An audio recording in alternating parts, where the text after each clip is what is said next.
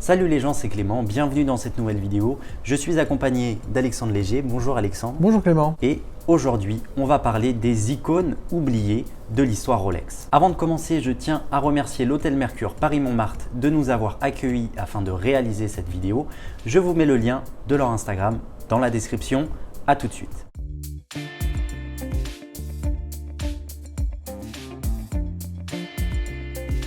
Parmi toutes les montres de la marque à la couronne, nous pouvons retrouver trois modèles qui sont les oubliés de Rolex. La toute première est l'Air King.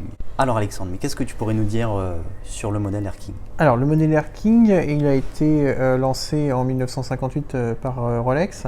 Air King, donc le roi des airs, ça fait suite à certains exploits qui avaient été faits par plusieurs aviateurs. Et certains aviateurs, je crois qu'il y en a un qui avait survolé l'Everest de mémoire et qui portait des montres Rolex, que ce soit ou sur eux en tant que montre de poignet, ou je crois qu'il y avait même certains instruments de bord qui étaient Rolex. Et donc du fait de ces exploits-là, du fait de la fiabilité, du fait de la robustesse de ces montres-là dans le milieu aérien, Rolex a décidé d'en lancer ce qu'on appelle donc la Air King. Les premières photos qu'on voit de Rolex Air King, justement, elles ont la particularité d'avoir un cadran 3-6-9, c'est-à-dire d'avoir des index 3, 6 et 9 appliqués, que ça soit bien visible, avec des index qui étaient aussi épis de mémoire. Et donc c'était un modèle qui était lancé à l'époque aussi en 34 mm. J'aime beaucoup moi ce modèle-là, puisque tu as eu plein de versions différentes. Dans la période contemporaine, tu as eu plein de cadrans, tu as eu les saumons, tu as eu les bleus, tu as eu les silver, tu as eu les blacks, etc. Et je trouve qu'en tant que montre qui fait 34 mm, moi j'appelle ça les montres table de chevet. Donc les montres table de chevet, ce que c'est-à-dire que ça peut être monsieur ou madame. C'est-à-dire que une femme peut les porter, un homme peut les porter, c'est ni trop gros ni trop petit pour l'un et l'autre. Dans ma carrière, j'ai vu des couples qui venaient pour s'acheter une montre à deux. Donc ça veut dire que c'est des montres, aujourd'hui tu vas trouver une Air King contemporaine, selon si la boîte est papier, révisée, etc. Tu vas la trouver entre 3 et 4 000 euros. Donc au lieu de mettre 4 000 euros d'un coup par exemple pour une personne, elles peuvent se faire un cadeau commun pour un anniversaire, pour une fête, un mariage, des fiançailles, et tu dis que tu mets entre 1500 et 2000 euros par tête de pipe sur une montre, et tu peux commencer à accéder à ce mythe Rolex. Et c'est une très bonne montre, très fiable, très robuste, étanche, toutes les caractéristiques du Mina Oyster. Donc non, c'est vraiment une très bonne montre qui est moins clinquante et moins tape à l'œil que certains autres modèles. Donc non, c'est vraiment un très bon modèle qui est un peu oublié. Avec un excellent rapport qualité-prix aussi, pour la plupart. C'est vraiment quelque chose de bien. Je pense que c'est si on devait commencer une collection de montres et qu'on veut absolument une Rolex, je pense que vraiment, on commence par une Air King. Je partage aussi ton avis. Donc passons au second modèle, qui est du coup le modèle Explorer, qui est sorti la même année que la Submariner. Oui, alors l'Explorer, qu'est-ce que tu pourrais nous dire? Oui, l'Explorer, elle sort en 53. Elle sort en 53 consécutivement à l'ascension de l'Everest par Sir Edmund Hillary et ses Sherpas. Pareil, c'est une montre qui est un peu plus grande. Elle reprend le boîtier de la Datejust, donc elle est en 36 mm. Bracelet Oyster, rivet à l'époque. C'est une montre qui a une grande lisibilité. Cadran noir, index aussi 369, tu as les aiguilles Mercedes, donc qui apportent une grande luminosité, donc une meilleure visibilité. C'est vraiment une montre de professionnel que tu peux avoir aussi à la ville. On peut considérer aussi que c'est la première montre de James Bond, parce que quand tu lis les premiers romans écrits par Ian Fleming, tu as Ian Fleming fait mention d'une Rolex. Et lui-même portait une Rolex Explorer. Et si mes souvenirs sont bons, je dirais dans le livre, en 63, donc ça devait être au service secret de Sa Majesté, il donne une légère précision sur sa montre en disant, je crois que c'est un cadran noir avec de larges index luminescents ou index chiffres, grands chiffres.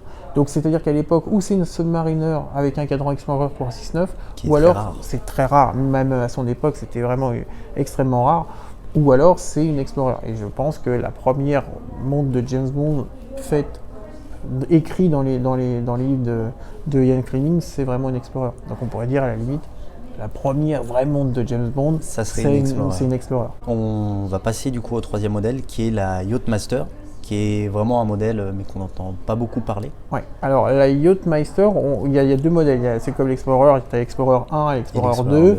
On va se concentrer là sur sur la Yachtmeister 1. La Yachtmeister 2, c'est celle qui a le compte à rebours mécanique.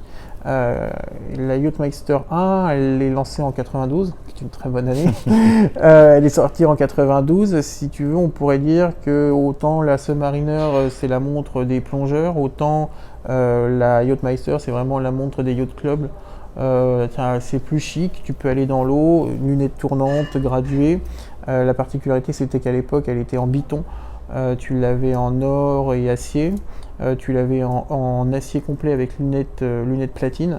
Okay. Et tu avais souvent donc le cadran blanc, le cadran gris silver, et tu l'avais le cadran bleu. Et je trouve que quand tu es dans la combinaison full acier avec lunettes platine graduées, cadran bleu et la trotteuse rouge, c'est vraiment une montre qui a une classe incroyable. Pareil, cadran bleu il y a 25 ans, alors que ouais, c'était très peu, aujourd'hui tout le monde en fait, mais c'est vraiment exceptionnel. 40 mm au poignet, donc c'est vraiment, c'est vraiment beau au poignet, c'est pas non plus trop lourd, c'est une belle présence. Je trouve que le fait d'avoir une lunette, alors c'est moins une montre de plongeur parce que tu devrais avoir un rappel lumineux sur la lunette pour pouvoir faire les temps de plongée. Là, on va dire que la lunette, elle est pas accessoire, mais elle n'a pas la fonction de plongée comme une Submariner. Mais je trouve que c'est une montre qui a une élégance. Je trouve que c'est pas du tout de tape à l'œil, or que tu as exactement les mêmes caractéristiques que peut avoir une vraie montre de plongée. C'est vraiment une très très belle montre.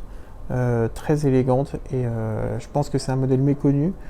Tu la trouves aujourd'hui, on va être quasiment un peu en dessous des 10 000 euros, avec des métaux précieux. Ouais, c'est vraiment. Et en plus, il existe aussi des versions Lady, oui, or et acier aussi, cadran bleu, qui sont très jolis. Il doit y avoir 37 mm de mémoire. C'est vraiment des beaux modèles. Et non, c'est vraiment une montre un peu oubliée, sur laquelle il faut peut-être parier. Ouais. Mais je pense aussi, et puis même, mais c'est vrai que quand on se rend dans une boutique Rolex, mais on sait que les Daytona, les GMT et les Submariner sont inaccessibles, alors qu'une Yachtmaster, ça va être peut-être un peu plus simple. Ouais, voilà, et je pense que ouais, il y a quelque chose, il faut se pencher dessus. Il y a vraiment une présence au poignet. Pour moi, il y a quelque chose de différent d'une sub. L'œil a été habitué à ça.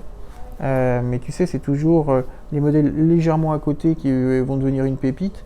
Et tu sais, je ne suis pas devin, je ne suis pas chez Rolex, je ne sais pas, mais imagine qu'un jour ils arrêtent la production ou autre, tu sais que ce modèle-là, il va exploser. Et la production par rapport à une sub doit être c'est incomparable. Ouais, il y a quelque chose à faire. Mais regardez bien, hein, c'est vraiment une très très belle montre. Si vous en voyez passer, je pense que dans les prochaines années, c'est vraiment l'une des Rolex à suivre qui va vraiment. La cote va bien soutenir et va peut-être même augmenter. C'est vrai. Et puis même, j'en ai rarement vu au poignet de personnes, quoi, mais comparé à une Submariner. Non, ouais, et vraiment, ce que je te dis, c'est que tu sais, là on a parlé de ces trois univers. Alors finalement, c'est l'air avec l'Air King, la terre avec l'Explorer et la mer avec la Yachtmeister. Tu sais, c'est les trois univers, un peu dans toutes les marques ont ça.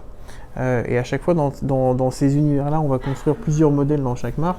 Il y a toujours des modèles qui sont un peu moins suivis, un peu moins recherchés. Et une fois qu'ils arrêtent la production ou qu'ils lancent un nouveau modèle, on se dit merde, j'aurais dû regarder avant, parce que c'est vraiment très très bien.